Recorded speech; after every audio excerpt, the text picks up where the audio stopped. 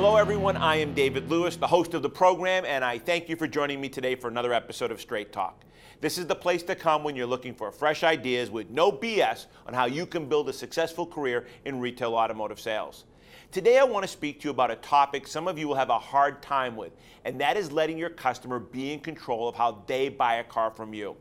If you have been in the business for a while, this may cause you to tremble at the idea initially, but stay with me and I assure you it will all make sense in just a few minutes.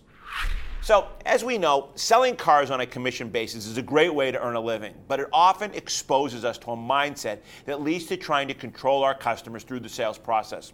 If you have been in this business for a while, you know what I'm talking about. And if this is true for how you've been taught to sell, then you know how hard it can be to break from the idea that you must maintain control of the customer and the sales process, no matter what it takes, if you want to sell them a car today. This philosophy has been taught and practiced for a long time in the car business and has created the perception with our customers that all we care about is selling a car today, regardless of whether or not we're doing what is best for the customer.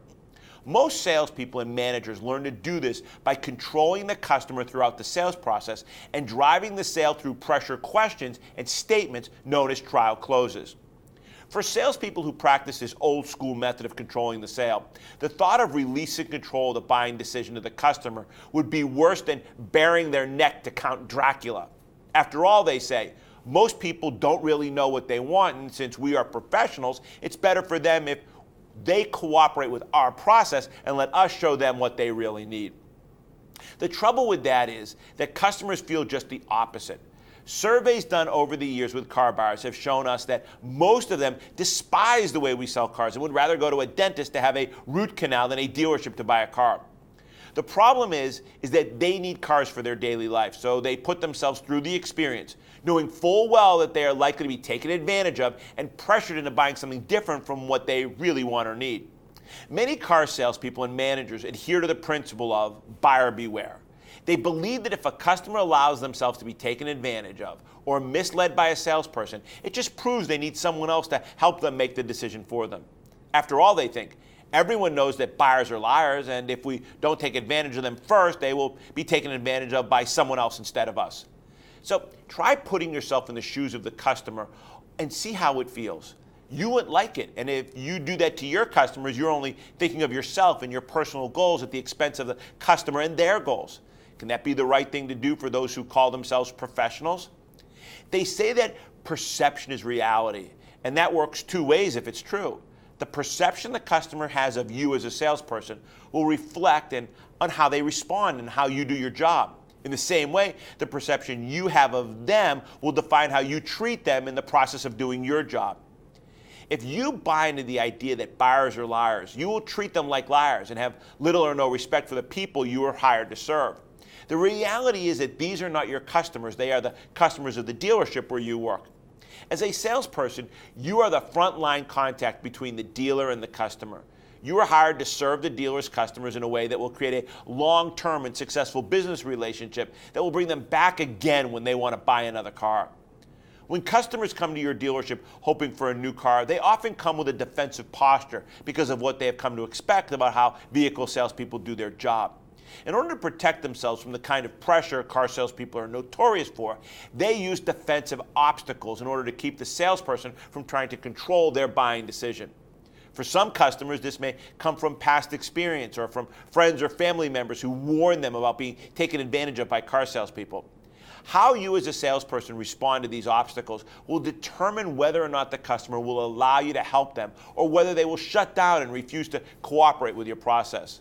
At this point, you have two choices. You can become aggressive and use pressure tactics to get the customer to yield the control of their shopping process to you, or you can view their obstacles as a window of insight into the kinds of things that are important to the customer and what it will take to help them have a successful and fun shopping experience. See, they have a right to shop if they're going to spend their money to buy what they want. Your job as a salesperson is to help them in a way you can to accomplish the goals they have for making their purchase. See, they don't owe you their business. You have to earn it. Allowing your customers to maintain control of their own purchase process will not shipwreck your chances of making the sale. It will absolutely enhance them. Customers come to a dealership with three primary goals in mind. Of course, they're looking for a vehicle they want to buy, but they're also looking for a salesperson they feel comfortable buying from and a dealership where they feel they can do business with and receive great treatment throughout their ownership process. Since most car salespeople will try their best to maintain control of the customer, as is customary with the old school way of doing this business, by not doing that, you will set yourself apart as someone who is different and unique from what car buyers have come to expect from a salesperson. Add to that your ability to inspire the customer with your unique personality and genuine concern for their well-being, and you have a combination hard for the competition to overcome. So, do the opposite of what they expect every time, and their pre-prepared defensive mechanisms will fall to the ground and allow you the full opportunity to do what it takes to earn their business. When customers have this kind of car buying experience, they will usually consider that salesperson as their go-to person for all their transportation needs. Since they really don't want to have to go through the negative reality of what it is often like to buy a car from a dealership, they will gladly want to stay in touch and make sure they come to you whenever they or someone they know is in the marketplace for a new car. I assure you that if you adopt this style of customer-oriented sales, your business and your customer base will grow exponentially, and you won't have to spend the rest of your career running across the lot in search of new customers all day long. Your loyal customers will come to you and wouldn't think of buying a car from anyone else other than you, their personal car sales specialist and friend. But please, let me emphasize one last thing, and don't ever misunderstand me. I want to sell a car today, and I want to sell that car for as much gross as humanly possible. Allowing the customer to be in control of the sales process, all that is doing is lowering their defensive posture, getting them again to find a car they love, to find that they love me and that they love our dealership. And when the time comes, I am going to ask for that sale. Again, I am going to earn that business today. I'm just going to change my sales process to make the customer feel more comfortable. That does it for our show today. As always, don't forget, if you'd like a copy of my books, just email me at dlewis@davidlewis.com, and they are complimentary. Or if you'd like any information on our in-dealership training or our DLA online training, please email me that request as well. As always, thanks for joining me, and I look forward to being you again next week with more straight talk on topics that can raise the level of your sales success and help you achieve more closes and make more money in the process.